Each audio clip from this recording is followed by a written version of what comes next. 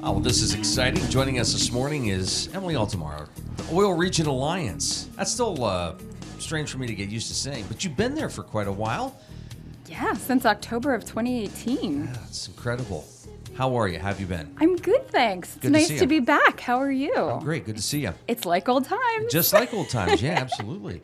Well, catch us up on what's going on. Tell us again your position with the Oil Region Alliance and what have you been up to? I am in charge of communications and the tourism program for the Oil Region Alliance. So Nice. tourism oversees all of Venango County, but the Oil Region Alliance manages the Oil Region National Heritage Area, which is all of Venango County, plus Titusville, Hidetown, and Oil Creek Township here in Crawford County. Very nice. Boy, there's so much on the tourism side. So I don't know how you want to tackle this, Emily. Do you want me to throw out some questions, or do you want to get into the year and then we'll kind of... Well, do you have burning questions? Well, I do. Tourism is such a fascinating aspect, and I'm just wondering over the last 2 years, year and a half with COVID, it seems like people have really flocked to this area, if they don't live here already, to take advantage of the trails, Right. the parks, all the great things that we have here, our waterways. How has tourism been during the COVID months? Well, so thank goodness that I was starting this job in 2018, so I had a little bit of normalcy before the pandemic really changed the game for everyone. And also, tourism during the pandemic in the oil region is very different from what a lot of our fellow destination marketing organizations for each county felt across the state of Pennsylvania. We were extremely fortunate that we actually had a bigger influx of tourists than usual coming into the region, and for exactly those same things that you said. They were coming for the trails, the parks, to camp, to kayak, be out on our waterways.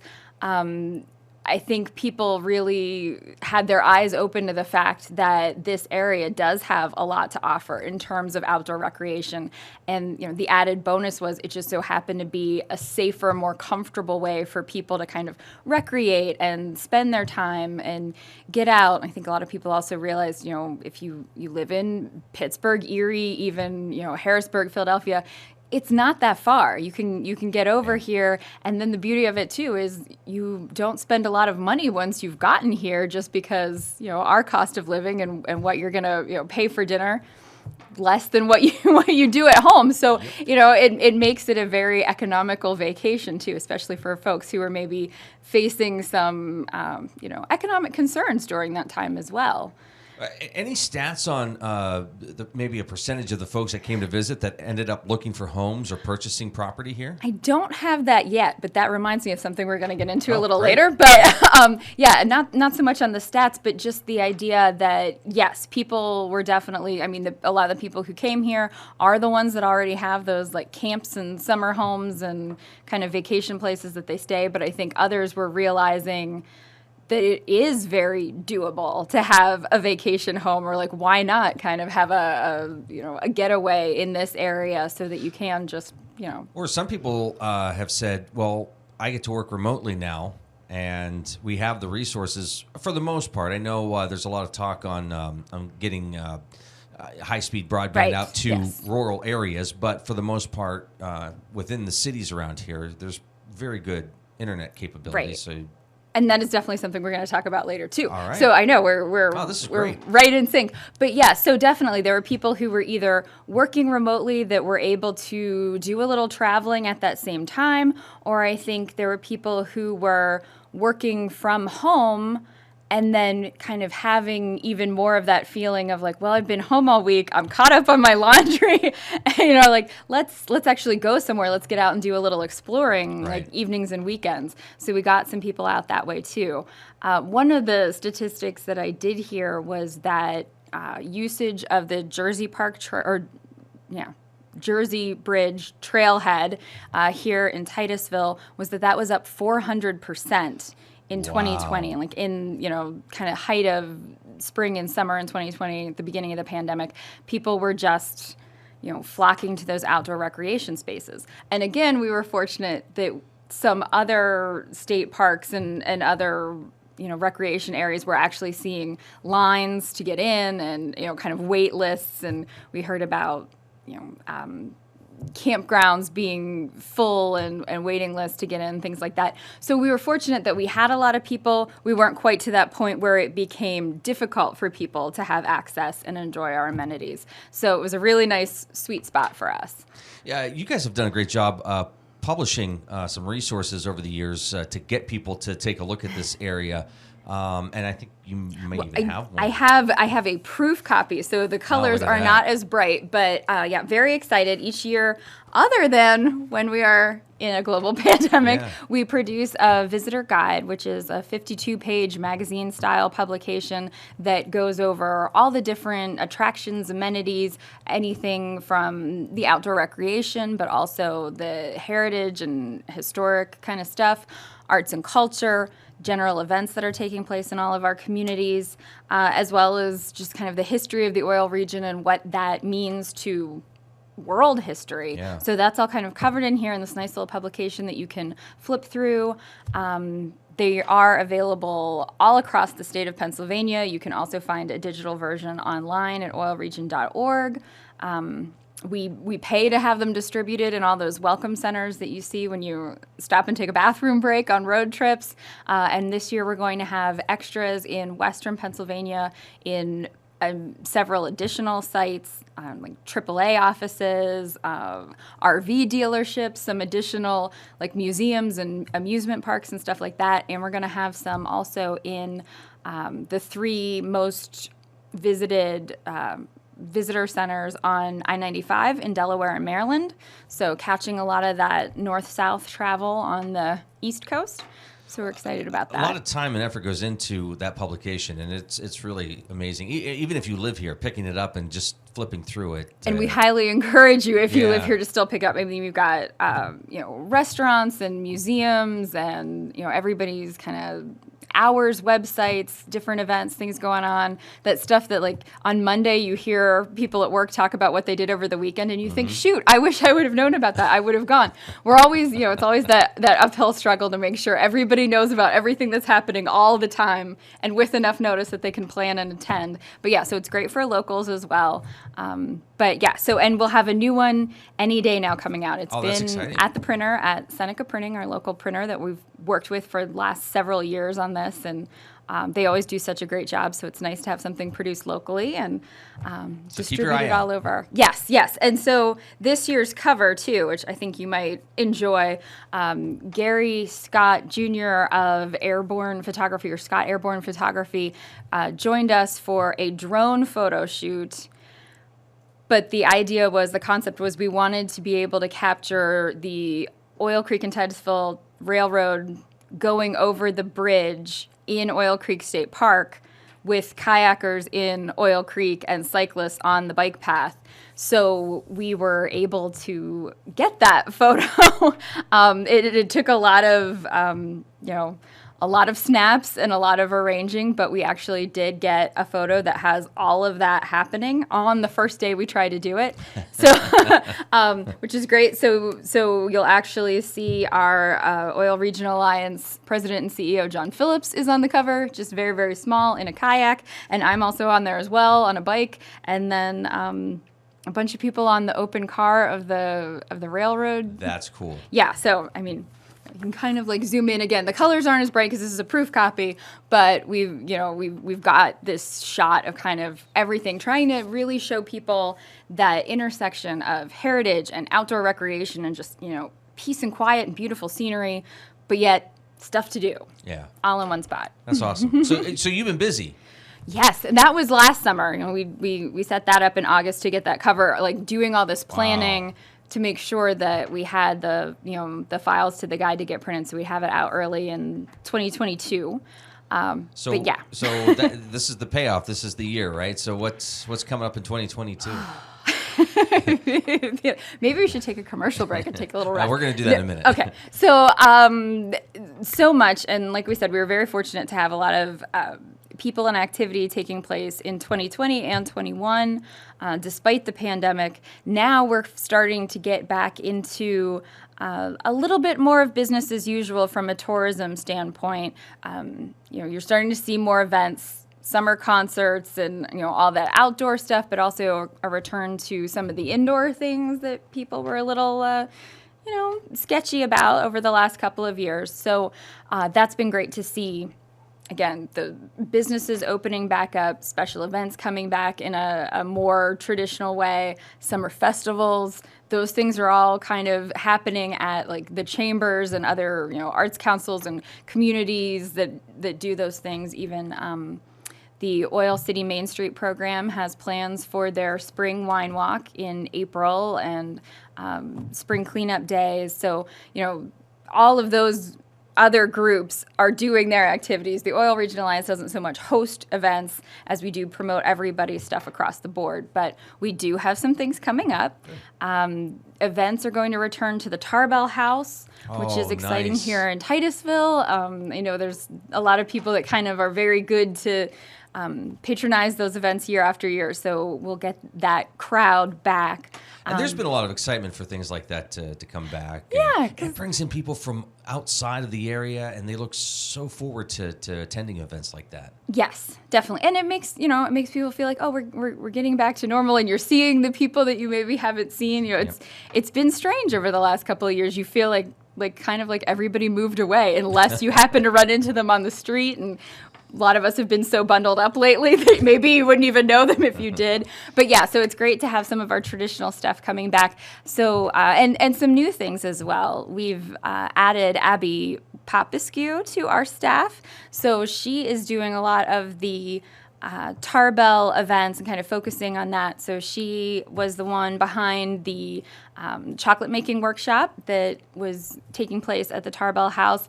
And then I think we're going to hope to have some more events like that, like individual kind of one-off activities, but also returning with spring teas with student reenactors this spring. So that's been like the most popular and most repeated of our Tarbell events. So that's exciting.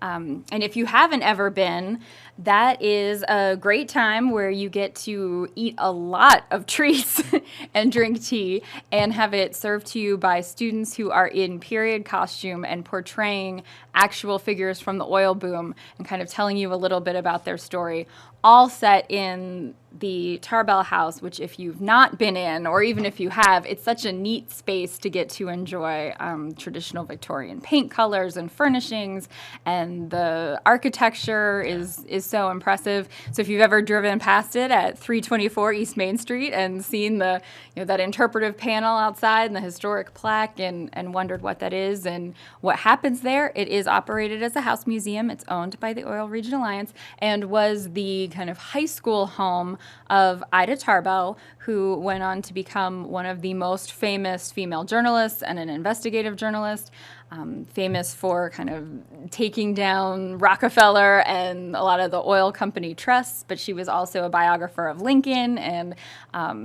very acclaimed in her own right, apart from just her interaction with oil history. One of the first female students at Allegheny College, and the house, I think the lumber came from Pit Hole. Yes, the lumber was part of a hotel, the Bonta House in Pit Hole. So there's another level of that heritage and that story. And one of the spots that's most easy to recognize from the Bonta House, as it's been, I think, photographed from Pit Hole, and where it is here in Titusville, is under those front windows. There's kind of like the window kind of has a little bit of a deck to it, and there's the metal supports that are under it, which I'm sure if Jen Burden, our historian, were here, she'd give us the exact term for what those are called. But the wrought iron metal black scrolly things that are fancy that you might not even see if you're walking from the street. But if you're ever, there for an event, you gotta lean under and look under the window and see all those details. So that's awesome. Yeah, and again,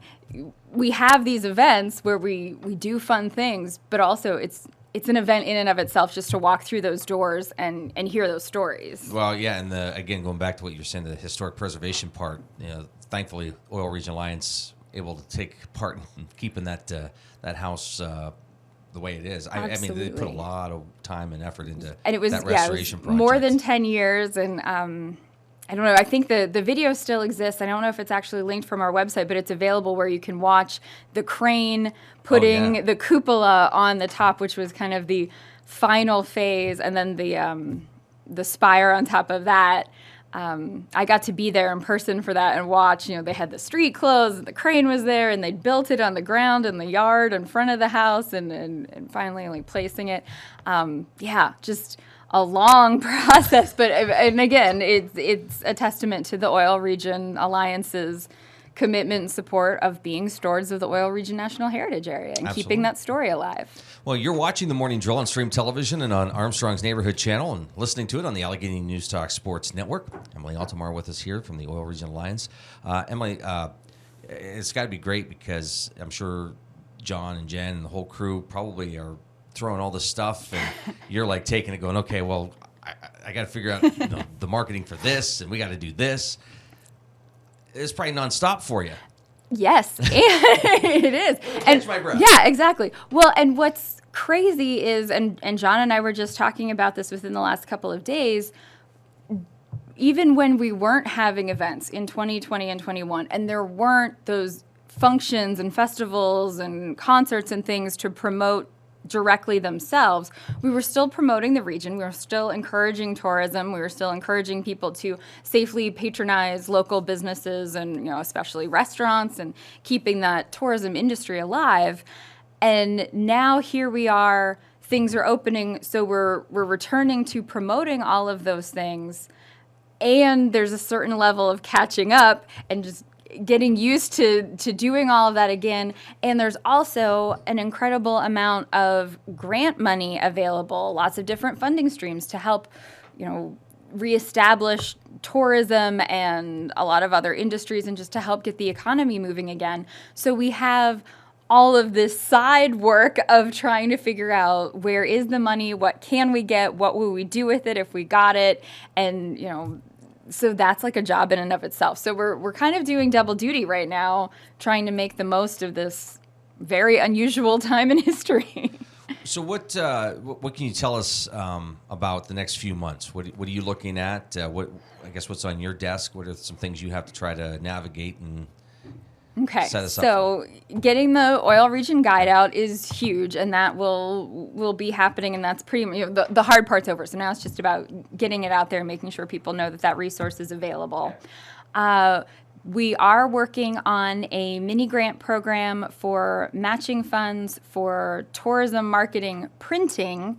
That's something the Oil Region Alliance has done for several years, and they do it about every other year. So this is our time in the cycle to provide that.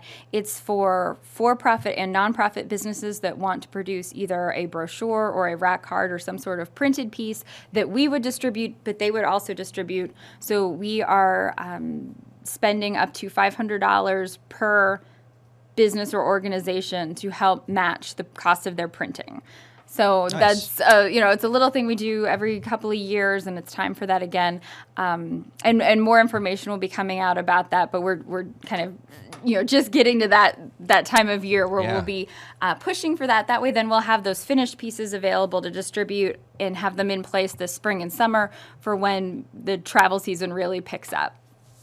So that's happening. That's on, kind of on my desk.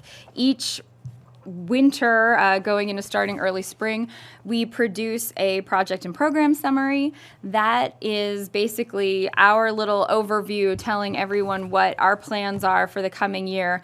And that is the whole of the Oil Region Alliance organization. So there's tourism plans, economic development plans, heritage plans, outdoor recreation and development, all that stuff happening. That's available. It will be available on our website, and also that's something that we distribute to members, potential members, our partners that we work with. It's something that goes out in a lot of our grant applications and things like that, just to help introduce people who maybe aren't familiar with our organization, with what we actually do on a yearly basis and a kind of a boots on the ground way. So that's coming out. I know, I'm out of practice, but it's fun. It's good to be here, and it's you stop and think about all these things. There's definitely a lot going on.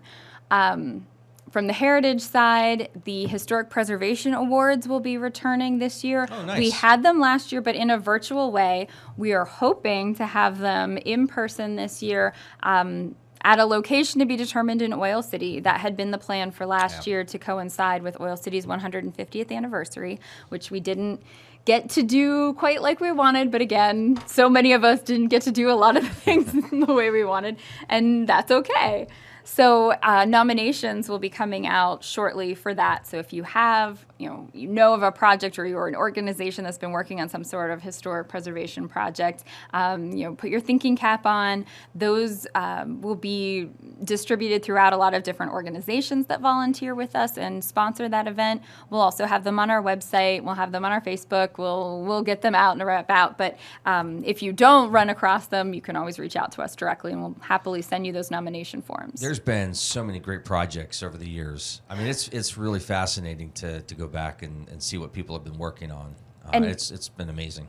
A typical ground rule is that we say it has to be within the last 5 years, and that you haven't won another historic preservation award within the last 5 years. Okay. So kind of keep that in mind. And we also have the list of all previous winners on the oilregion.org website, so you can go back and see who's already won and been nominated, and maybe that'll also kind of jog your memory about what other projects you want to highlight and recognize. Very nice.